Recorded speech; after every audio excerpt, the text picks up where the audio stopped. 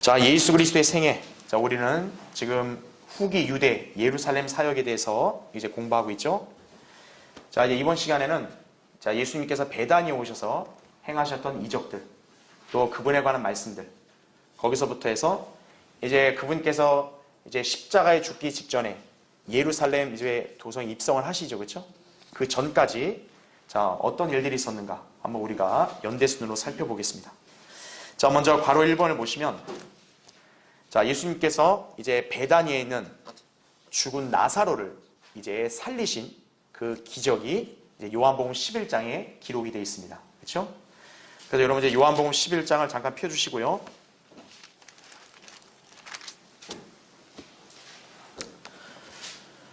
자, 그래서 이제 우리가 이런 내용들 일일이 다 할 시간이 없기 때문에 자, 제가 이제 중요한 말씀만 이제 콕 집어서 이렇게 같이 살펴볼 것이고, 나머지는 이제 교환에 정리된 것을 기반으로 설명드리겠습니다.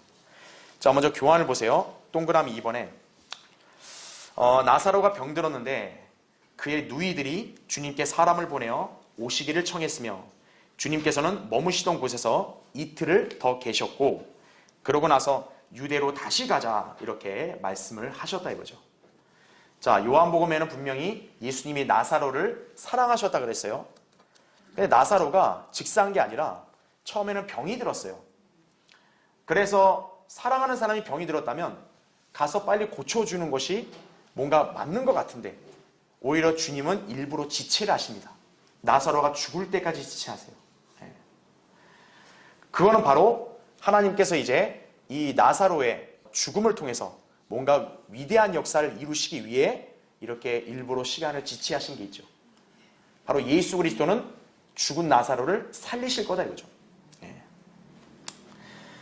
자, 그래서 이제 예수님께서 그 베다니에 방문하시니까, 자, 거기에 있던 사람들, 특히 이제 나사로의 누이들인 마르다, 마리아가 주님을 반가워하면서도 내심은 약간 서운한 색을 비칩니다.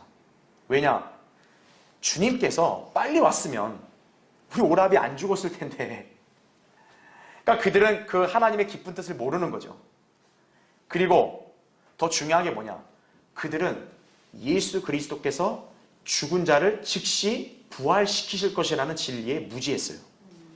여러분 거기 21절 보세요. 요한복음 11장 거기 21절 보면, 마르다가 예수께 말씀드리기를 주여, 만일 주님께서 여기 계셨더라면 나의 오라비가 죽지 아니하였겠나이다. 그러나 나는 지금이라도 주님께서 무엇이든지 하나님께 구하시면 하나님께서 주님께 주실 줄 아나이다라고 하니 이거죠. 자, 분명히 마르다는 참 믿음이 있는 여인이에요. 그렇죠? 그래서 거기 23절 보세요. 예수께서 그녀에게 말씀하시기를 너의 오라비가 다시 살아나리라고 하시더라 이거죠. 그 당시 사람들은 죽음 자체로 슬퍼했는데 다시 살아날 거다 이렇게 선언하셨어요. 그런데 마르다는 이 말을 어떻게 이해했는가 보세요. 24절에 마르다가 주께 말씀드리기를 마지막 날에 부활로 그가 다시 살아날 줄을 내가 아나이다라고 하니 이거죠. 지금 마르다는 예수님의 말씀을 어떤 식으로 이해를 했냐? 부활은 마지막 최종 심판, 즉 백보자 심판 때 모든 사람들이 다 부활할 것이다. 딱 그것만 아는 거예요. 그게 그 당시에 유대인들이 알고 있던 부활의 지식입니다. 그러니까 마르다도 예외 없이 이미 우리 오라비는 죽었다 이거죠. 오라비가 다시 살아날 텐데 주님이 말씀하신 다시 살아나신다는 것은 마지막 날에 다시 살아난다는 걸 말씀하시는 거 아닙니까? 저 믿습니다 이거예요. 근데 예수님은 그 부활을 말씀하신 게 아니에요. 거기 25절 보세요. 예수께서 그녀에게 말씀하시기를 나는 부활이요 생명이니 나를 믿는 자는 자 어떻게 된대요? 죽어도 살 것이며 또 살아서 나를 믿는 자는 누구나 영원히 죽지 아니하리라 이렇게 말씀하죠. 내가 이것을 믿느냐 하고 하시니 이거죠. 오늘날 신약 시대에 사는 사람들은 이 사실을 알고 믿는 사람이 그리스도인 거죠. 이 말씀이 무슨 의미일까요? 나를 믿는 자는 죽어도 살 것이다. 살아서 믿는 자는 영원히 죽지 않는다. 그리스도인들 중에서 만약 죽었다 이거죠. 그럼 어때요? 예수님이 다시 오실 때 부활한다 이거죠. 살아있을 때 예수님이 오시면 휴거되는 거예요. 그걸 나눠서 말씀하신 거예요. 내가 이걸 믿느냐 이거예요. 그걸 믿을 때 참다운 부활의 신앙을 가진 그리스도인이에요. 그래서 거기 26절에 이렇게 나오잖아요. 거기 이제 예수님이 말씀하시고 27절에 그녀가 주께 말씀드리기를 예 주여 나는 주께서 세상에 오실 그 그리스도 곧 하나님의 아들이심을 믿나이다라고 하더라 이거죠. 예. 이게 요한복음의 주제와도 맞닿아 있는 거죠. 바로 예수 그리스도가 하나님의 아들이심을 곧 하나님이심을 믿는 게 이게 곧 죄인이 구원받는 방법 아니겠습니까? 그렇죠. 그러니까 지금 마르다는 올바른 고백을 했어요. 그런데 이렇게 예수님이 말씀하셨는데도 이제 예수님께서 나사로를 살리려고 무덤에 있는 돌을 치우라고 하니까 마르다가 만류하잖아요. 예. 이미 죽은 지 나흘이 됐다. 송장이다 이거죠. 썩었다 이거죠. 그때 예수님이 바로 지적을 하죠. 예. 너 내가 한 말을 믿지 않았느냐 이거죠. 그래서 어떻게 했습니까? 그 즉시로 나사로야 나오너라. 그러니까 어떻게 됐어요? 그 무덤에서 바로 걸어 나왔죠. 예수 그리스도는 부활이요 생명이다 이거예요. 즉 여기서 부활에 관한 어떤 신약의 교리를 말씀하는 거죠. 즉 마지막 날에 있을 부활이 아닌 그 이전에 구원받은 그리스도인들은 부활한다 이거죠. 그게 이제 죽은 자들로부터의 부활이다 이거죠. 여러분들이 그 진리를 잘 기억하셔야 된다 이거죠. 그렇죠? 자, 그래서 예수님께서는 그 부분을 말씀하신 거고, 자 거기 동그라미 4번에 나사로를 살리신 기적을 통해 예루살렘 입성 때 자신을 메시아 왕으로 드러내시기 위한 중대한 표적을 주신 것이며 또한 자신의 부활을 예고하신 것이다 이거죠. 그러니까 예수님이 나는 부활이요라고 얘기했잖아요.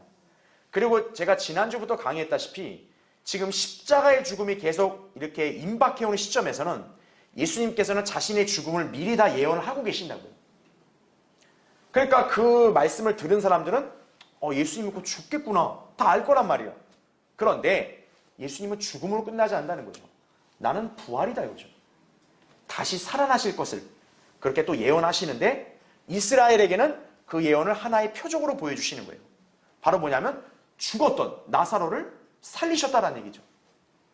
그런 곧 그분께서도 죽어도 다시 살아나실 것을 이제 미리 보여주신 거란 얘기죠. 예. 자, 이제 이 사건이 있은 다음에 자 괄호 2번을 보십시오. 자, 그 다음에 있었던 일은 유대 종교 지도자들이 주님을 죽일 모의를 했고 주님께서 에프라임 성읍으로 가신 그런 내용입니다. 자, 그게 이제 요한복음 11장 47절부터 54절까지 나온 말씀이에요. 자, 이제 이 부분은 교환을 보세요. 거기 동그라미 2번을 보면 자, 이제 나사로를 살리신 기적이 소문이 났을 거 아니에요. 많은 사람들이 그 기적 때문에 예수님께 와서 믿고 그랬단 말이에요. 자, 그 소식을 들은 종교 지도자들은 어떤 반응이냐 이거죠. 자, 거기 보면 선임 제사장들과 바리새인들이 공회를 소집하여 나사로를 살린 기적 때문에 모든 사람들이 주님을 따를 것과 그로 인해 로마인들이 와서 자신들의 처소와 민족을 빼앗아갈 것이라고 염려하기에 이르자 주님을 죽이려고 모의를 했다라는 얘기죠. 이게 소위 종교 지도자들의 특성이에요. 자기들이 하나님을 가장 잘 믿는다는 사람들이 정작 진리를 거부하고 대적하는 거죠. 지금 이들의 염려나 관심사항은 뭡니까? 하나님 말씀이 아니에요. 예수 그리스도가 행하신 기적도 아니에요. 심지어는 자기 민족 이스라엘의 안위도 아니에요. 이들이 가장 먼저 우려했던 게 뭐예요? 많은 사람들이 저렇게 예수님 따라가면 로마인들이 화가 나서 쳐들어와가지고 자기들 지위와 처소를 다 뺏어간다 이거예요. 이들의 1등 관심은 뭐예요? 자기들 지위예요. 지위. 로마인들 안에서 누리는 자기들 지위. 예. 바로 그게 위선자들이라는 게 드러나는 거죠. 그렇죠? 근데 대중들 앞에서 어떤 거예요? 정말 하나님 가장 잘 믿는 사람으로 그렇게 행세한단 말이죠. 예. 그런 사람들이라면 예수 그리스도를 더더욱 알아보고 믿어야 정상이죠. 근데 오히려 이 사람들은 뭐예요? 예수님이 뭘 했다, 말씀을 가르쳤다, 이게 중요한 게 아니라 저 사람 때문에 많은 사람들이 저 사람 따라가면 로마인들이 화가 나서 쳐들어오면 우리 어떡하냐 이거죠. 우리 갖고 있는 입지는 어떡하냐. 오로지 거기에 관심이 있는 거예요. 예. 자, 바로 자신들의 배를 위해서 주님을 대적하는 것이죠. 예. 그래서 거기 그 49절 보세요. 그러나 그들 중 한 사람, 즉 그의 대제사장인 카야파가 그들에게 말하기를 너희가 아무것도 모르며 또 또 한 사람이 백성을 위하여 죽어서 온 민족이 멸망치 않는 것이 우리에게 유익한 줄을 너희가 생각지 못하는도다라고 하니 이거죠. 굉장히 의미심장한 말을 했습니다. 여러분 이 말이 무슨 뜻이냐? 거기 51절 보세요. 이것은 그가 스스로 말한 게 아니라 그러죠. 그의 대제사장으로서 예수께서 그 민족을 위하여 죽으실 것을 예언한 것이라 이거죠. 이게 어떤 현상이냐? 여러분 대제사장 카야파는 하나님 보시기에는 이자는 하나님의 성도가 아니에요. 근데 그의 입에서는 하나님께서 예언이 나오게 한 거예요. 즉 뭐냐면 여기 나오잖아요. 51절에 그가 스스로 말한 게 아니다 이거죠. 예수님의 죽음을 그가 예언을 한 거예요. 근데 문제는 그가 이 의도로 이 말을 한 게 아니에요. 그러니까 지금 이 종교 지도자들은 예수님 때문에 아주 골치가 아픈 거예요. 자기들 지위가 뺏기면 어떡하냐. 그랬더니 대제사장 카야파가 내놓은 묘안이 뭐냐. 예수를 죽이면 된다 이거예요. 네. 왜냐? 로마인들이 우리를 쳐들어와서 우리가 이렇게 로마인들에게 멸망당하는 게 무섭지 않냐 이거예요. 그러지 않으려면 어떻게 해야 되겠어요? 예수를 희생시키면 된다 이거죠. 그래서 그 한 사람을 희생시켜서 우리 민족을 로마인들로부터 보호하자. 카야파는 그런 의도로 말한 거거든요. 그런데 사실 그는 그런 의도로 말했지만 하나님께서 어떤 거예요? 그의 입을 통해서 예수 그리스도 한 분의 죽음으로 인해서 그 민족을 구원에 이르게 하신다. 바로 그걸 얘기한 거죠. 예. 자, 이제 그런 내용이 있었다라는 걸 여러분이 기억하시면 되고요. 그래서 동그라미 3번에 따라서 주님께서는 유대인들 가운데 드러나게 다니시지 않았고 이제 광야 가까운 지방인 에프라임 성읍으로 가시어 거기서 제자들과 함께 계셨다라는 얘기죠. 자, 그래서 여기 지금 나사로를 살리셨고 그 다음에 이 종교 지도자들이 예수님을 죽일 것을 딱 확실하게 모의를 했죠. 그러니까 어떻게 했어요? 예수님은 잠시 피하십니다. 왜냐하면 단순히 죽음이 무서워가 아니라 아직 그분의 때가 이르지 않았기 때문에 그런 거죠. 자, 그래서 에프라임 지방으로 이렇게 가셨다라는 거. 이렇게 제가 이렇게 설명드렸죠. 자, 그러면 이제 요한복음에서는 그게 이제 54절까지 이렇게 말씀이 설명되어 있는 거고요. 그 다음에 55절이 그 다음 사건이 아니라 자, 여기서 이제 아까 에프라임으로 가셨다 그랬잖아요. 그렇죠? 자, 그 에프라임에 가서 이제 있었던 일들에 대한 기록이 요한복음은 없고 마태, 마가, 누가에만 있습니다. 자, 그래서 이제 우리 교환 저희 괄호 3번을 보세요. 거기에. 자, 이제 자신의 죽음과 부활을 다시 예언하셨다는 얘기죠. 그러니까 이제 예수님도 아시는 거죠. 이제 이들이 예수님을 죽일 날 모의를 한다는 걸 아시니까 이제 그분의 죽음이 임박했음을 이제 다시 한번 그들에게 상기시키는 거죠. 그래서 마태복음 20장 17절부터 19절, 마가복음 10장 32절 34절, 누가복음 18장 31절부터 34절에 보면은 이제 그분이 죽음과 부활을 다시금 한 번 더 예언하신다는 얘기죠. 예. 그래서 거기 동그라미 2번을 보시면 예수께서 예루살렘에 올라가실 때 길에서 12제자를 따로 데리고 그들에게 말씀하신 것으로 주님께서 선임 제사장들과 서기관들에게 넘겨져 사형을 선고받을 것, 그들이 주님을 이방인들에게 넘겨줘 조롱하고 채찍질하며 십자가에 못 박을 것, 그리고 셋째 날에 주님께서 다시 살아나실 것을 말씀하셨다는 얘기죠. 예. 바로 이 점을 통해서 예수 그리스도만이 유일한 참 선지자시고 하나님의 아들이시라는 것을 여기서 입증하고 있는 거죠. 예. 이 땅에 소위 다른 종교의 그런 창시자들, 그런 신들이라는 자들은 예언한 적이 있을까요? 자기 자신의 운명도 예언을 못해요. 그렇죠. 예. 하나님의 성도는 특징이 뭐냐? 자기가 죽어서 어디로 갈지를 정확히 알고 확신하는 사람이에요. 그런 확신이 없는 사람은 그 사람은 성도가 아니에요. 예. 자, 그래서 거기 동그라미 3번에 주님의 죽으심과 부활에 대한 언급, 마태복음 16장 21절, 17장 22, 23절에서 말씀하신 것을 반복적으로 재차 말씀하신 것이다라는 얘기죠. 예. 그러니까 주님은 앞으로 자신에게 일어날 일을 정확하게 한 치의 오차도 없이 그대로 예언하셨고 그 예언이 그대로 성취가 되신 거예요. 예. 바로 주님이 하나님이시니까 그런 거죠. 그렇죠? 자, 그 다음에 이제 괄호 4번을 보세요. 자, 천국에서의 위치에 대한 야고보와 요한의 언급, 그리고 십자가의 침례를 말씀하셨다 이거죠. 자, 이거는 우리 마태복음 20장 한번 찾아보세요. 마태복음 20장 거기 20절부터 보면요. 자, 방금 제가 십자가의 죽음에 관한 설명이 19절까지 있었고, 이제 그 뒤에 있는 일이에요. 자, 그 뒤에, 자, 이제 어떤 일이 있었냐? 거기 보세요. 그때 세베대의 자녀들의 어머니가 자기 아들들과 함께 주께 와서 경배하며 무엇인가를 그에게 구하더라. 이죠. 그러나 주께서 그녀에게 말씀하시기를 내가 무엇을 원하느냐고 하시니 그녀가 주께 말씀드리기를 나의 이 두 아들을 주의 왕국에서 하나는 주의 오른편에 하나는 주의 왼편에 앉게 해주소서라고 하니 이렇게 나오죠. 예. 참 어머니의 이 자식 사랑은 아주 지극하죠. 그렇죠? 우리 아들을 우리 주님의 왕국 임할 때 딱 아주 높은 데 딱 있기 원한다 이거죠. 예. 어머니의 열망이다 이거예요. 예. 자, 그런데요. 여러분 여기 그 동그라미 2번 보세요. 우리 교환에 괄호 4번 밑에 동그라미 2번에 주님께 요청하러 온 사람들은 야고보와 요한 그리고 이들의 어머니였다라는 거죠. 제가 왜 이 말씀을 드리냐면 지금 마태복음 우리가 읽었던 데는 야고보와 요한의 어머니가 지금 주님께 와서 자기 아들들을 양옆에 앉게 해달라 그랬잖아요. 근데 마가복음 10장을 보면은 35절 30절 볼 때 거기서 어머니가 구했단 말이 안 나오고 야고보와 요한이 직접 구한 걸로 나옵니다. 아니 마태복음과 마가복음의 기록에 차이가 있지 않습니까? 이렇게 오해할 수 있는데 그거는 성경에 모순되는 게 아니라 보완해서 보시면 돼요. 그러니까 순서가 뭐냐면 이거죠. 거기 제가 설명에다 다 이렇게 해놨는데 야고보와 요한이 먼저 주님께 요청을 하는 거예요. 그런데 즉각적인 답을 얻지 못하는 거죠. 그런 후에 이제 어떤 거예요? 어머니가 다시 와서 이제 함께 구하는 거란 얘기죠. 그러니까 마태, 마가의 기록 차이가 나는 것은 어떤 관점을 보고 기록했냐 그 차이인 거지 이게 모순되는 게 아니라는 거죠. 그러니까 여러분이 그 차이를 볼 때는 먼저 야고보와 요한이 구했구나 이거죠. 근데 주님이 바로 즉각 답변한 게 아니다 보니까 어머니가 와서 이제 같이 구하고 나니 그때서야 이제 주님이 답변하신 거구나. 그렇게 이해하시면 되는 거예요. 자, 그 다음 페이지 보세요.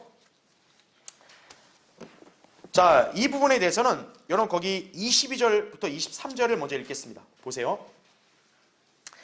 예수께서 대답하여 말씀하시기를 너희는 너희가 구하는 것을 알지 못하는도다. 내가 마시려고 하는 그 잔을 너희가 마실 수 있으며 또 내가 받는 그 침례를 너희가 받을 수 있느냐고 하시니 그들이 주께 말씀드리기를 우리가 받을 수 있나이다라고 하더라. 이렇게 나오죠. 여러분 거기 22절에 보면 주님이 내가 받는 그 침례라고 말하죠. 거기 침례 잘 표시해 두세요. 그 다음에 23절을 계속 보면 주께서 그들에게 말씀하시기를 참으로 너희가 내 잔을 마시고 또 내가 받는 침례로 침례를 받으려니와 나의 오른편과 왼편에 앉는 것은 내가 주는 것이 아니오 나의 아버지께서 예비하신 자들에게 주실 것이니라고 하시더라. 이렇게 말씀을 하고 있죠. 그렇죠? 자, 여러분은 여기에 있는 이 침례가 뭐라고 생각하세요? 대다수의 교회들은 이 침례를 모르는 거예요. 뭔지도. 여기에는 정말 성경적으로 중요한 의미가 담겨 있어요. 자, 교환을 보세요. 여러분 거기 메뉴에 동그라미 3번. 이때 주님께서는 내가 마시려고 하는 그 잔, 받는 그 침례 이걸 말씀하시죠. 자, 이제 주님이 곧 뭐를 앞두고 계세요? 십자가의 죽음을 앞두고 계시죠. 그러니까 여기서 주님께서 내가 마시려고 하는 잔, 바로 이건 뭐를 상징할까요? 죽음을 상징하는 거죠. 바로 그것을 또 뭐라고 표현하고 있어요? 내가 받는 그 침례라고 말씀하고 있다 이거죠. 자, 여기서 침례는 바로 밑줄을 쳤죠. 십자가의 침례, 즉 주님의 죽으심을 의미한다라는 얘기죠. 그래서 여러분은 이 침례라는 용어에 대해서 잘 아셔야 돼요. 자, 밑에 가를 보세요. 진리의 무지한 기독교계는 침례라 했을 때 거의 물침례를 연상한다 이거죠. 물론 한국 교회들은 성경에도 없는 세례를 운운하고 있는 실정이다 이거죠. 성경 어디 용례에도 세례는 없어요. 신구약 다 보면 다 물속에 잠기는 거죠. 왜 물속에 잠기는 것이 중요한 의미를 가졌냐? 이제 여기서 이제 우리가 살펴보는 거예요. 자, 여기 침례. 지금 일단 여기 예수님이 받는다고 하는 그 침례는 물과는 상관없죠. 왜요? 예수님은 이미 그 전에 물침례 받았어요. 침례 요한한테. 그렇죠? 근데 지금 여기서는 내가 받았던 침례가 아니라 내가 받을 침례, 미래에 받을 걸 말하고 있단 말이죠. 그렇죠? 자, 미래에 받으실 그 침례를 장차 마시려고 하는 그 잔과 또 결부시키는 거예요. 아까 마시려고 하는 그 잔이 죽음을 상징한다 했잖아요. 바로 그 미래에 받을 침례와 죽음을 연결하고 있다 이거죠. 자, 그래서 나를 보세요. 그렇다면 주님께서 마시려고 하는 그 잔은 무엇인가 이거죠. 자, 밑줄 쳐놨죠. 그것은 바로 뭐를 가리켜요? 예수님의 죽으심을 가리킨다 이거죠. 예. 잠깐 여기 한번 볼게요. 자, 예수님께서는 지금 제자들한테 그분이 마시려고 한 내 잔이란 말이 나와요. 자, 이 내 잔을 너희 마실 수 있냐? 그랬더니 야고보와 요한이 뭐래요? 예스! 마실 수 있습니다 이거죠. 예. 그랬더니 예수님이 참으로 너희가 마시려니와 이렇게 말합니다. 인정하십니다. 그러면 이 내 잔은 일단 예수님의 육체의 죽음 아니에요. 그렇죠? 그러니까 이들이 마신다 그랬잖아요. 그래서 결국 야고보와 요한도 어때요? 육체의 죽음을 당하는 거죠. 예. 예수님을 위해서 죽는 거예요. 그런데 우리가 여기서 잘 구분해야 될 게 뭐냐면 예수님이 겟세마네 동산에서는 어떤 기도를 하셨어요? 아버지 하나님께 가능하면 이 잔을 내게서 지나가게 해달라 그러죠. 자, 예수님은 분명 자신이 내 잔을 마신다 그랬는데 아버지에게 기도할 때는 이 잔을 옮겨달라 그래요. 그러면 겟세마네에서의 말한 이 잔은 무슨 잔일까요? 겟세마네에서 얘기했던 이 잔, 이거는 아버지 하나님의 잔입니다. 우리가 잘 구분해야 될 게 예수님 자신 내 잔이라 그랬고 여기서 이 잔이라 했을 때는 이거는 아버지 하나님의 잔인데 그러면 구약에서 아버지 하나님의 잔은 뭐를 상징하냐? 진노를 상징합니다. 예. 죄에 관한 하나님의 엄중한 진노와 심판을 상징하는 거예요. 그래서 우리가 이걸 잘 구분해야 될 거는 여기서 예수님이 말씀하신 내 잔이라 했을 때는 하나님의 진노가 여기에는 포함이 돼야 안 돼요? 포함이 되지 않고 단순하게 그분의 육체의 죽음을 가리키는 거예요. 그러니까 야고보와 요한이 받겠습니다 하니까 받아라 이거죠. 너희들도 이건 받을 수 있다 이거죠. 왜? 육체의 죽음이니까. 그런데 아버지 하나님의 진노의 잔을 이들은 받을 수 있어 없어요? 이들은 받을 수 없는 거죠. 그러니까 우리가 이걸 구분해야 된다는 거예요. 네. 그래서 지금 여기서 예수님께서 그분이 마실 내 잔 너희도 마시려니라 했을 때는 너희들도 나처럼 육체의 죽음? 그래? 당할 수 있어. 이걸 얘기하신 거예요. 그러니까 우리가 이걸 구분해야 된다는 거죠. 예. 그러니까 여기서 이 잔이라 했을 때는 예레미야 25장에 보면 하나님의 진노를 상징하는 포도주 잔이 나와요. 그러니까 진노가 꽉 차는 거죠. 죄가 딱 너무 극이 달하면. 그러니까 예수님은 아버지께 바로 하나님의 진노의 잔을 가능하면 피해달라고 기도하신 거예요. 왜? 예수님은 그 잔을 받을 이유가 없거든요, 사실은. 그런데 어떤 거예요? 아버지 하나님의 그 기도는 응답 안 하시는 거죠. 그냥 우리 인류의 죄들을 구속하려면 죄 없는 예수 그리스도가 우리 대신해서 하나님의 진노의 잔을 마셔야 되니까. 예. 그래서 여러분이 아셔야 될 게 뭐냐면 예수님이 이 내 잔이라 말했을 때는 아버지 하나님의 잔과는 분명 구분돼요. 하지만 예수님이 결국 마셔야 되는 잔에는 아버지 하나님의 잔도 포함이 되는 거죠. 그렇죠. 근데 제자들은 이거 의미를 알아요, 몰라요? 모르죠. 그러니까 예수님은 제자들에게 얘기할 때는 내 잔이 그 육체의 죽음, 여기에 한정해서만 말하는 거예요. 이 부분을 구분할 수 있어야 한다는 얘기죠. 예. 그러니까 예수님의 입장에서, 그래서 우리는 두 가지를 봐야 돼요. 제자들의 입장에서는 이 내 잔은 그냥 육체의 죽음이에요. 하지만 예수님의 입장에서는 단순한 육체의 죽음만이 아니라 그분이 죽는 이유가 왜 죽어요? 우리 대신한 하나님의 진노 아래 들어가야 되니까. 그래서 제가 예수님이 그분의 죽음에 대해서 침례라는 표현을 썼잖아요. 침례라는 용어가 무슨 뜻이라 그랬어요? 잠긴다라는 뜻이잖아요. 잠긴다. 그래서 왜 예수님이 자신의 고난과 죽음을 침례에다가 묘사했냐면 바로 그분은 단순히 그냥 죽는 게 아니라 그분 스스로가 지금 어떤 거예요? 하나님의 진노와 저주 아래로 잠기는 거예요. 그래서 십자가의 침례라고 말하는 거예요. 그래서 침례라는 용어가 성경적인 거예요. 그래서요. 그러니까 이걸 모르고 일반 교회들은 그냥 저기는 침례, 우리는 세례 이러고 있어요. 세례는 로마 카톨릭이 만든 용어예요. 그래서 침례라는 거예요. 침례가 바로 뭐냐면 예수 그리스도는 하나님의 저주와 진노 아래로 들어가신 거예요. 그래서 그분의 고난과 죽음을 십자가의 침례라고 표현한 거예요. 이들은 십자가의 침례를 받을 수 있어 없어요? 받을 수 없어요, 이들은요. 그러니까 이들한테는 그냥 예수님이 의미를 좀 약화시켜서 너희는 니들이 그렇게 대답했으니 내 잔 마신다. 너희들 육체에 죽을 수 있다 이거죠. 그러니까 그들은 예수님을 위해서 그냥 죽는 거지 아버지 하나님의 진노의 잔을 이들은 감당할 수 없다는 얘기죠. 그러니까 우리는 그 부분을 잘 구분하셔야 돼요. 그러니까 예수님이 여기서 내 잔, 침례라 말했을 때는 그 굉장히 심오한 그런 의미까지 다 포함하고 있다 이거죠. 근데 제자들은 그걸 안다 모른다? 모른다 이거죠. 그냥 의욕만 넘쳐서 아니 받겠습니다. 더 받아라 이거죠. 죽는 거죠. 순교하는 거죠. 그래서 이들의 입장에서는 그냥 순교. 요것만 여러분 잘 구분하시면 됩니다. 그 교환에 그 밑에 바를 보세요. 바. 동그라미 3번에서 쭉 내려와서 거기 바를 보시면 여하튼 지금 예수님이 말씀하신 침례는 십자가의 침례 혹은 죽음의 침례가 분명하다 이거죠. 히브리서 2장 9절에서는 예수님께서 모든 사람의 죽음의 고난을 풀어주시기 위해 죽음을 맛보셨음을 기록하고 있다라는 얘기죠. 예.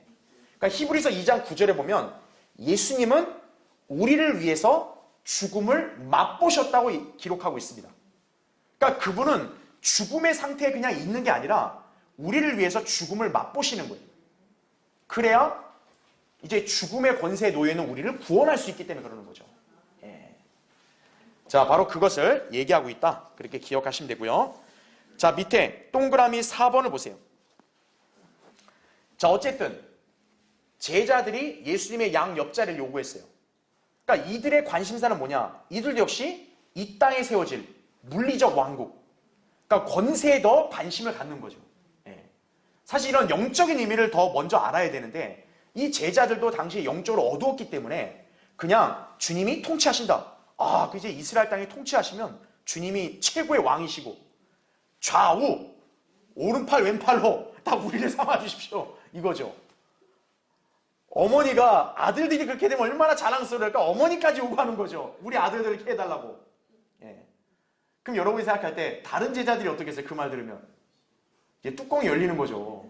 예. 니들이 뭔데? 이거죠. 야, 치사하게 어머니까지 앞세우냐? 약간 그런 거죠. 그렇죠? 자, 그래서 제자들은 야고보와 요한의 요구를 듣고 분개했죠.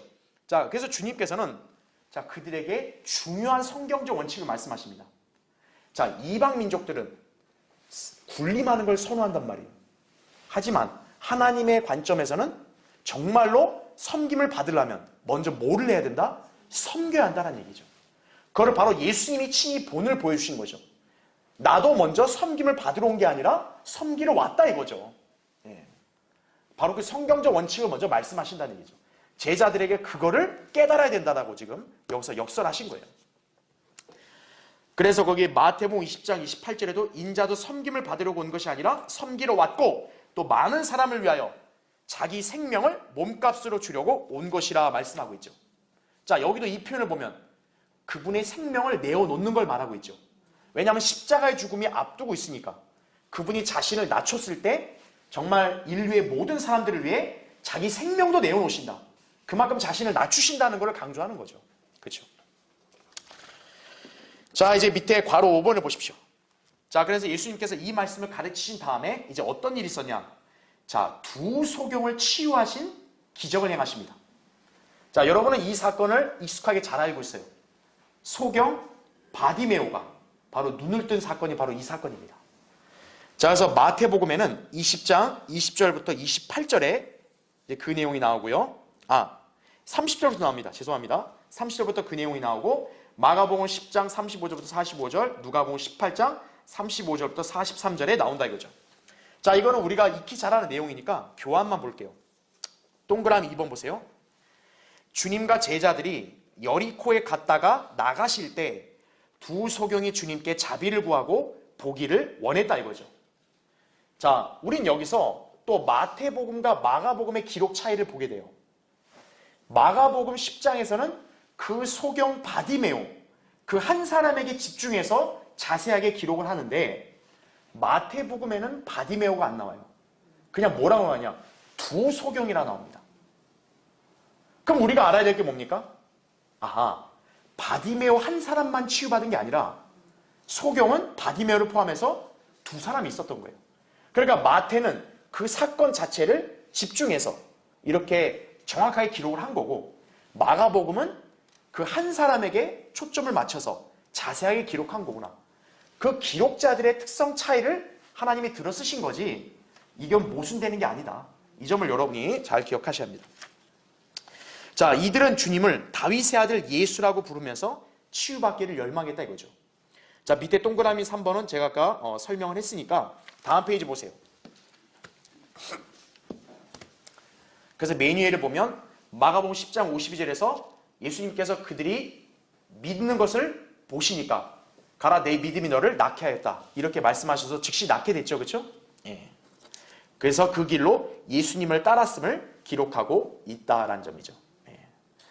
자, 밑에 동그라미 4번은 여러분 이걸 참고로만 알고 계시면 될 것 같아요. 한편 누가복음 18장 35절에서는 주께서 여리코에 가까이 오셨을 때라고 묘사를 합니다. 좀 차이가 있죠. 왜냐하면 방금 마태 마가는 주님께서 여리코를 떠나실 때 소경 바디메오를 만났다 그랬고, 누가복음 18장에서는 여리코에 가까이 오셨을 때 바디메오를 만난 걸 기록하고 있습니다. 뉘앙스가 좀 다르지 않냐고 이렇게 생각하잖아요. 그렇죠? 근데 이건 모순이 아니라 당시 여리코의 지리적인 위치와 경계로 인해서 그렇게 달리 묘사된 것뿐이다. 그렇게 여러분 이해하시면 돼요. 자, 그래서 이거는 그 가와 나를 그냥 읽을 테니까 잘 보세요. 역사적으로 보면 여리코 성읍은 당대에 두 개가 존재했었다고 전해져요. 하나는, 자, 우리는 여호수아 때 여리코 성읍이 무너졌어요. 분명히. 그렇죠? 하나님은 여리코를 저주했습니다. 그래서 그 성읍을 재건하지 말라 그랬는데 열왕기상 16장에 보면 아합의 치리 때 어떤 자가 여리코를 재건을 해요. 그리고 그건 저주받았다는 말이에요. 그렇죠? 그 기록이 나옵니다. 그래서 어쨌든 여리코 성읍을 그가 어쨌든 재건해놨어요. 자, 근데 그것만 있는 게 아니라 또 하나는 그곳에서 약 1.5km 떨어져서 헤롯이 있죠. 헤롯. 그때 이제 이스라엘을 통치했던 로마인 헤롯이 건설한 성읍도 여리코로 지칭되었다고 전해진다는 얘기죠. 그러니까 어떤 거예요? 여리코가 1.5km 사이에 두고 한 1마일 사이에 두고 두 성읍이 같이 있는 거예요. 그러면 우리가 어떻게 생각하면 되겠어요? 예수님께서는 그 두 성읍을 사이에 두고 이동하실 때 바디메오를 만났구나. 그렇게 우리가 이해하면 되겠죠. 그러면 한쪽 여리코에는 떠나시는 거고 다른 쪽 여리코 어떤 거예요? 가까이 가시는 거겠죠. 예. 자, 역사적인 자료를 근거로 했을 때는 우리가 그렇게 이해할 수 있다는 얘기죠. 그러니까 마태, 마가나 누가는 관점을 달리해서 기록한 것뿐이에요. 예. 그래서 우리가 알아야 될 게 뭡니까? 성경에서 뭔가 잘못된 건 없다 이거예요. 예. 성경은 정확하고 무한 말씀이에요. 예. 자, 그걸 여러분 참고로 그냥 기억하시면 되겠습니다. 자, 그 다음에 괄호 6번. 자, 그 다음 있었던 일은 뭐냐? 삭개오의 회심입니다. 자, 삭개오가 회심하는 사건은 사복음서 중에 유일하게 어디에만 있어요? 누가복음에만 있어요. 자, 그래서 이제 이 내용도 너무나 여러분이 익숙하게 잘 아니까 자, 일단 교환에 정리된 것만 보겠습니다. 자, 거기 동그라미 2번 보세요. 자, 이제 소경 바디메오 치유하신 사건 이후에 이제 예수님이 지나가시는 길에 삭개오를 만난다 이거죠. 자, 여리코에 들어가셔서 지나가시다가 삭개오를 만나셨고 그는 예수님을 만나고 나서 회심하여 자신의 소유의 절반을 가난한 사람들에게 나누어 줄 것을 고백하면서 부정한 방법으로 취한 것이 있다면 4배로 갚겠다고 결의를 표명했다는 얘기죠. 이 삭개오가 키가 작은 사람이다 보니까 이 무리들 때문에 예수님이 안 보이는 거예요. 그러니까 뽕나무 위까지 올라가서 보는 거죠. 예수님을 만나고자 하는, 그분을 믿고자 하는 열망이 있으니까 예수님께서 아시죠. 그러니까 그 즉시로 바로 예수님께서 그를 맞아들이신 거죠. 삭개오야 내려오너라. 내가 오늘 너희 집에서 묵는다 이죠. 자, 삭개오는 회심을 했죠. 회심했다는 증거를 자기가 친히 나타냅니다. 바로 뭡니까? 율법의 정신에 근거해서 자기가 이웃들, 가난한 사람들에게 자기는 나눠주겠다 이거죠. 예. 자, 그렇게 얘기했더니 거기 동그라미 3번 보세요. 주님께서는 오늘 구원이 삭개오의 집에 이르렀고 그도 아브라함의 아들임을 분명히 말씀하셨다는 얘기죠. 예. 자, 이것은 삭개오가 뭐로 구원받았음을 의미하는 거예요? 행위로 구원받음을 의미하는 거예요. 그래서 우리가 성경을 올바로 나누어야 된다는 이유가 바로 이거예요. 삭개오는 지금 신약의 그리스도인들 같이 구원받은 게 아니에요. 왜요? 아직 예수님의 십자가 사건이 있어요, 없어요? 있기 전이란 말이에요. 십자가에서 피 흘리기 전이기 때문에 아직은 율법 시대인 거예요. 예수님이 계셨어도. 그렇기 때문에 어떤 거예요? 삭개오는 율법 시대 경륜 아래서 자기가 율법의 정신에 따라 행함이 있을 때 그때 의를 인정받는 거죠. 그러니까 삭개오는 바로 그런 행함을 나타낸 거예요. 그러니까 예수님이 바로 오늘 구원이 그의 집에 이르렀다 이렇게 선언하신 거죠. 예. 자, 그래서 그 부분은 여러분이 참고로 기억하시면 되고요. 자, 이제 괄호 7번을 보겠습니다. 자, 이제 누가복음 19장 한번 펴주세요. 여러분 이제 다시 누가복음 19장 이제 11절부터 27절까지의 본문인데, 이제 삭개오의 회심 사건이 있은 다음에 이제 예수님께서는 열 문화의 비유에 관해서 이렇게 말씀해 주신다 이거죠. 그래서 이 열 문화의 비유에 대한 내용들을 한번 보겠습니다. 자, 그럼 먼저 교환을 먼저 보세요. 거기 동그라미 2번을 보면 이 비유는 왕국이 연기된 것을 말씀한다 이거죠. 주께서 예루살렘 가까이 계심으로 사람들이 당장 하나님의 나라가 나타날 것으로 생각했기 때문에 어떤 귀인이 왕국을 받아서 돌아오려고 먼 나라로 가게 되었다는 말씀을 하신 것이다 이거죠. 자, 그래서 우리가 이 열 문화의 비유가 어느 시대에 누구에게 적용되는지를 우리가 잘 구분해야 돼요. 자, 그러려면 먼저 거기 11절부터 볼게요. 그들이 이 말씀을 듣고 있을 때 주께서 비유를 하나 더 들어 말씀하시더라. 이는 주께서 예루살렘에 가까이 계심으로 그 사람들은 하나님의 나라가 당장 나타나는 줄로 생각하고 있었기 때문이라. 그러므로 주께서 말씀하시기를 어떤 귀인이 왕국을 받아서 돌아오려고 먼 나라에 가게 되었더라 이 말씀을 하죠. 자, 바로 이것은 왜 그래요? 그 당시에 유대인들이 착각하고 있는 부분을 바로잡아주는 거예요. 왜요? 이미 유대인들은 지금 메시아를 거부한 상황이란 말이에요. 그렇죠? 유대인들은 구약에서부터 약속됐던 다윗의 보좌에서 통치하는 물리적 왕국, 천국을 바라보고 있었어요. 그렇죠? 그러니까 그들은 이제 주님이 예루살렘에 오시면 바로 딱 이제 이스라엘 통해서 통치하실 거라 이렇게 생각한 거예요. 그러니까 예수님은 바로 잡아주는 거죠. 너희들이 원하는 왕국은 이제 주님이 다시 가져오셔야 된다 이거죠. 그때까지 여기서 먼 나라에 가게 되었더라. 귀인이 먼 나라 간 걸로 비유합니다. 그럼 여러분 여기서 먼 나라는 뭘까요? 예수님이 초림 그 사역하신 다음에 어떻게 됐어요? 하늘로 승천하셨죠. 그러니까 여기에 먼 나라는 하늘나라를 가리킨 거겠죠. 그러니까 지금 하늘나라에 가 계신 이 시대가 무슨 시대예요? 교회 시대 아니겠어요? 아하, 바로 열 문화는 어느 시대에 적용되는 비유다? 교회 시대에 적용되는 비유다 이거죠. 그래서 거기 13절 보세요. 그리하여 자기의 종, 그것도 몇 명을 불렀다고 나와요? 왜 하필 10명이냐 이거죠. 그래서 그들에게 열 문화를 주며 말하기를 내가 올 때까지 뭐하라 그래요? 장사라고 했더니 이거죠. 자, 10명의 종들에게 열 문화를 줬다. 그러면 한 사람당 얼마 들어간 거예요? 하나 들어간 거죠. 이 열 문화의 특징이 뭡니까? 각각의 종들에게 차별 없이 동일한 한 문화만 주어지는 거예요. 그래서 그 문화를 갖고 지금 어떻게 하래요? 장사라고 하죠. 여러분 장사하면 뭐를 남겨야 돼 반드시요? 이윤을 남겨야 돼. 이거죠. 자, 그럼 왜 귀인이 이걸 명령했냐? 거기 14절 보세요.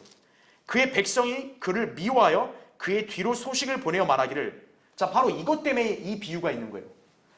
우리는 이 사람이 우리를 통치하는 것을 원치 아니한다고 하더라 나오죠. 자, 귀인의 백성이 지금 귀인을 미워하는 거예요. 당신이 우리 통치하는 거 원치 않아. 자, 이건 무슨 상황이에요? 바로 유대인들이 그분의 메시아, 아니 그들의 메시아인 예수님을 거부하는 거죠. 그러니까 어떤 거예요? 지금 교회 시대가 이렇게 생겨서 지금 이방인들이 구원받고 하나님의 자녀가 된 거 아니에요. 그렇죠? 그래서 이 열 문화의 비유는 교회 시대에 적용되는 비유다 이거죠. 예. 자, 그래서 이제 이 비유에 대해서 여러분도 아마 익숙하게 잘 알고 계실 거예요. 그래서 이제 귀인이 돌아왔죠. 자, 한 문화를 각각 줘서 장사하라고 했는데 첫 번째 종은 한 문화로 얼마 벌어요? 10문화 벌었어요. 잘했죠? 그래서 10골을 다스리라고 그렇게 유업을 줍니다. 통치할 상급과 유업을 주는 거죠. 그 다음 두 번째 종은 얼마 벌었어요? 5문화 벌었어요. 역시 그에게도 5고울을 줍니다. 장사한 만큼 성과를 그대로 인정해 주는 거죠. 그죠? 근데 세 번째 종은 어때요? 딱 수건으로 감싸가지고 아이고 잘 보관했습니다 이러고 온 거죠. 예. 그랬더니 악하고 게으른 종아 이렇게 책망하면서 결국 어떻게 했습니까? 귀인이 그 한 문화까지 다 뺏어버렸죠. 그렇죠? 자, 그리고 왕의 통치를 원치 않는 원수들을 끌어내어 죽이라고 그렇게 말씀하셨다 이거죠. 자, 그래서 여러분 거기 동그라미 4번 보세요. 이 비유의 개념을 이해하기 위해서는 자, 마태복음 25장에 나오는 자, 뭐와 비교할 필요가 있다고요? 달란트의 비유와 여러분 이제 비교할 필요가 있어요. 자, 잠깐 여기 잠깐 볼게요. 이 마태복음 25장에는 달란트의 비유가 나옵니다. 그 다음에 누가복음 19장에는 열 문화의 비유가 나와요. 일반 기독교는 이거를 거의 똑같은 걸로 해석을 해요. 예. 근데 전혀 똑같지 않아요. 내용 전개는 비슷한 면이 있어요. 그렇죠? 하지만 비슷한 거지 똑같은 거는 아니라는 점이죠. 예. 이걸 올바로 나누어야 교리적으로 혼선이 없는 거예요. 자, 일단 볼게요. 달란트의 비유는 우리가 이제 보겠지만 이 달란트는 유대인의 어떤 무게 단위예요. 화폐 단위라는 얘기죠. 예. 그러니까 달란트는 이방인들이 쓰는 용어가 아니에요. 반대로 이 문화는 뭘까요? 이 문화가 영어로 파운드입니다. 파운드. 여러분 파운드는 영국에서 화폐 단위잖아요. 그렇죠? 그래서 이 문화는 다름 아닌 이방인들이 쓰는 단위다 이거죠. 벌써 민족이 다르죠. 그렇죠? 그리고 달란트는 천국의 비유로 나오는 거예요. 하지만 문화의 비유는 뭐의 비유예요? 하나님의 나라의 비유다 이거죠. 그리고 또 한 가지는 이 달란트는 각각의 종들마다 각자가 다르게 받아요.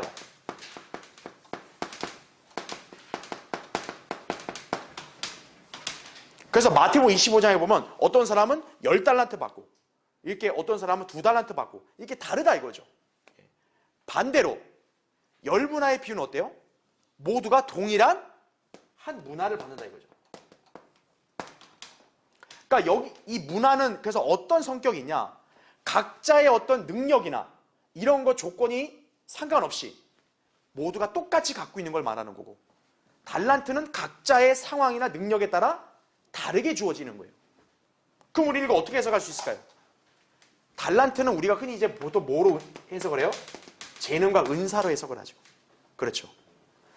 그러나 문화는 재능이나 은사가 아니에요. 모든 성도들에게 똑같이 주어지는 거죠. 자, 우리는 각자마다 은사나 능력이 다 달라요. 하지만 우리가 구원받은 그리스도인이라면 우리는 모두 동일한 복음을 믿어서 구원받은 그 한 가지는 모두 똑같다 이거죠. 전부. 예. 그래서 우리는 이 문화를 복음에 적용을 시켜서 이거는 영생이다. 이렇게 우리가 정의할 수 있는 거예요. 그러니까 우리 그리스도인들은 각자가 달라도 모두 똑같은 건 한 가지 있어요. 똑같은 한 문화. 바로 우리는 구원받아서 영생을 소유했다라는 거죠. 복음을 믿어서 영생을 소유한 거죠. 자, 그랬을 때 열 문화의 비유에서는 이걸 갖고 뭐 하라 했어요? 장사하라 했어요. 그럼 복음을 갖고 우리가 뭘 해야 되겠어요? 당연히 전파하는 거예요.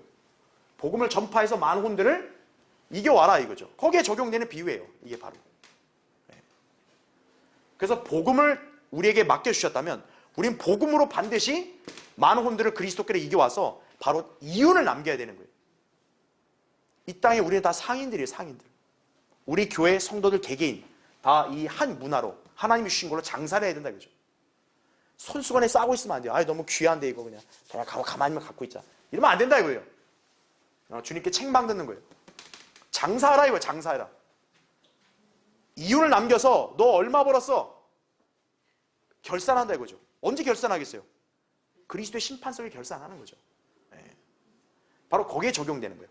그러면 자, 달란트도 마찬가지로 너 얼마 벌었냐 이거거든요.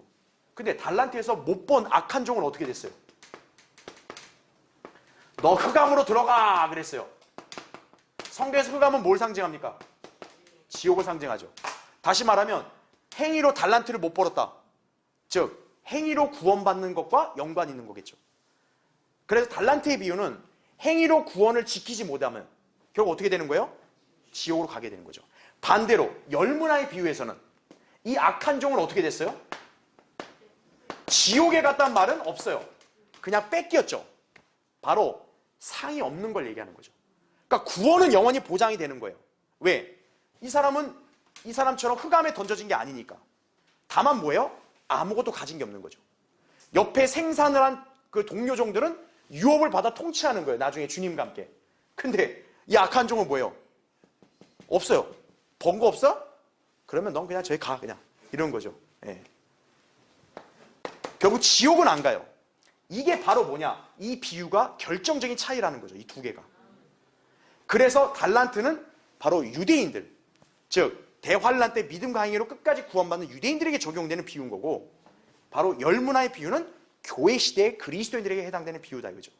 그래서 교회 시대는 이방인들에게 구원의 문이 활짝 열렸잖아요. 그래서 문화의 비유, 이방인의 화폐 단위로 비유를 말씀하신 거고, 이거는 딱 유대인들에게 적용된다는 걸 알려주기 위해서 달란트 비유를 하신 거죠. 그래서 이 구원의 체계가 다르다는 점이에요. 그러니까 물론 영적으로 적용할 수 있어요. 영적으로는 이 은사에 따라서 주어진 은사가 다르니까 그걸로 우리가 섬길 수 있는 거예요, 다. 하지만 교리적으로는 이걸 올바로 구분할 수 있어야 한다는 얘기죠. 그 점을 여러분 잘 기억해야 됩니다. 그래서 이제 마지막 페이지 보시면요, 거기 이제 동그라미 5번에 그 내용을 보면요, 자 여기 지금 비유를 봤을 때, 자 몇 부류의 종들이 등장합니까? 세 부류의 종들이 등장하죠. 그래서 한 부류는 10문화를 벌고 또 한 사람은 5문화 벌었어요. 그러면 사실 세 번째 종은 상식적으로 본다면 한 문화면 최소한 2문화는 벌어야죠. 그래서 마치 이게 어떤 거와 연결이 되냐? 열매 맺는 것과 연결이 됩니다. 요한복음 15장에도 그냥 열매를 맺는 게 있고 더 많은 열매를 맺는 게 있고 그 다음에 많은 열매를 맺는 내용이 나와요. 자, 씨 뿌린 자에 비유해서는 이게 어떻게 돼요? 30배, 60배, 100배의 결실인 거죠. 그러니까 사실 이 문화의 비유는 그리스도인의 열매 맺는 삶, 또 이거와도 많이 연관되어 있는 것이죠.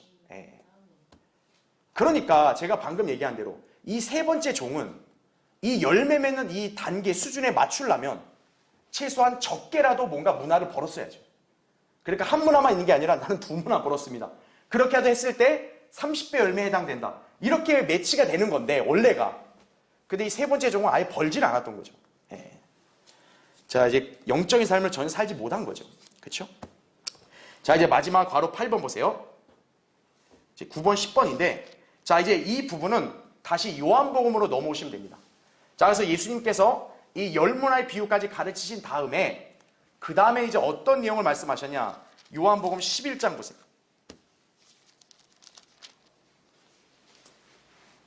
아까 우리 처음에 이제 나사로 살린 다음에 그 종교 지도자들이 예수님 죽이려고 모의했다 그랬잖아요. 예수님 피했다 그랬잖아요.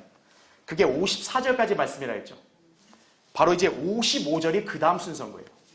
그러니까 열문화 비유까지 말씀하신 다음에 55절이 그 순서다라는 얘기죠. 그래서 55절부터 57절까지인데, 자, 이거는 단순한 내용이니까 교환을 그냥 보면 유대인의 유월절이 가까워오자 예루살렘을 올라가셨다 그랬죠. 선임 제사장들과 바리새인들은 주님을 붙잡으려고 준비하고 있었다라는 얘기죠. 왜요?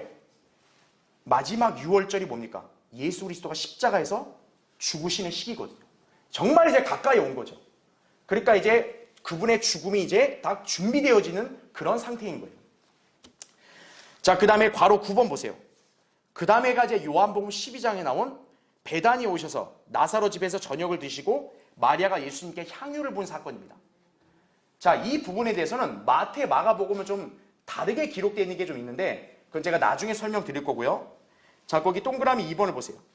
6월절 엿새 전에 베다니로 오셔서 그곳에서 전에 죽었다가 다시 살아난 나사로의 집에 방문하여 저녁을 드셨다 이거죠. 이때 마리아는 값진 감송향유 한 리트라를 주님의 발에 붓고 머리카락으로 그 발을 닦았죠. 근데 이 향유가 굉장히 고급 향유 같아요. 그러니까 유다 이스카리옷이 뚜껑이 열린 거죠. 왜 저걸 낭비하냐 이거죠. 고작 예수님 발에 부으려고 저러냐. 저거를 팔아가지고 가난한 사람들에게 나눠주면 얼마나 좋겠냐. 그렇다 하죠. 근데 성경에서 말씀합니다. 그가 가난한 사람을 염려한 게 아니라 도둑이잖아요, 도둑. 예. 그래서 돈주머니 맡아서 몰래 딱딱 이렇게 그냥 갖다 쓰려고. 그러니까 이거 팔아서 자기가 관리하고 있으면 자기가 암암리에 쓰면 될 거 아니에요. 그렇죠? 저 사기꾼 정치인들이 잘하는 것처럼. 예. 겉으로 가난한 우리 국민들을 위해서 쓴다 하면서 자기를 배채우는 인간들. 그렇죠? 예. 그 똑같은 거예요. 유다 이스카리ot이랑. 도둑이에요, 도둑. 예. 그러니까 예수님은 오히려 유다 이스카리ot을 제지하시는 거죠. 그녀를 내버려 둬라 이거예요. 그러면서 예수님은 이 여인이 무슨 의미로 이 행위를 하는지 설명하세요. 그녀는 나의 장례를 준비하는 거다 이거죠. 그게 무슨 말일까요? 이 여인은 예수님이 말씀하신 것을 잘 유념해서 알아들은 거예요. 주님이 죽으신다고요? 그럼 이제 주님이 곧 죽으신다면 내가 그 죽음을 기념하겠다고 그렇게 하고 있는 거예요. 근데 정작 다른 제자들은 주님의 죽음이 가까워왔고 계속 말씀하셨는데 어떤 거예요? 그걸 아직도 인지를 못하는 거예요. 네. 자, 이제 괄호 10번에 나사로의 집에 큰 무리가 모였고 선임 제사장들이 나사로를 죽이려고 모의했다라는 얘기죠. 요한복음 12장 9절부터 11절에 그 내용이 나옵니다. 그러니까 이 자들이 얼마나 뻔뻔하고 가증하냐면 이제는 나사로도 죽여야겠다 이거예요. 네. 예수님만 죽이는 걸 성이 안 찬다 이거예요. 나사로도 죽여야겠다 이거예요.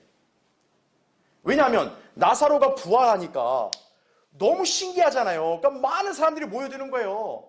그러니까 이들은 어떤 거예요? 시기가 나는 거죠. 자기들 쪽으로 사람이 다 모여서 자기가 딱 군림해야 되는데 예수님 쪽으로 다 가네? 못 견디겠다 이거죠. 그래가지고 어떻게 하냐? 안 되겠다. 나사로를 죽여야겠다 이거예요. 자, 그렇지만 어쨌든 하나님은 어떻게 합니까? 사람들을 모이게 하신 거예요. 왜요? 이제 곧 예수님이 뭐 하실 거니까. 나귀 새끼 타시고 예루살렘으로 입성하실 거니까. 하나님께서는 딱 그분의 왕되심을 딱 이렇게 백성들에게 선포하고 그분을 높이기 위해서 사람들을 이렇게 모으게 하신 거라는 얘기죠. 자, 그래서 이제 우리가 다음 시간에 볼 요한복음 12장 12절과 그냥 다른 복음서들에 이제 모두 나오는 말씀. 이제 마침내 주님이 예루살렘에 입성하시는 사건이 기록되어 있다 이거죠. 자, 그럼 다음 시간에 우리가 보도록 하겠습니다.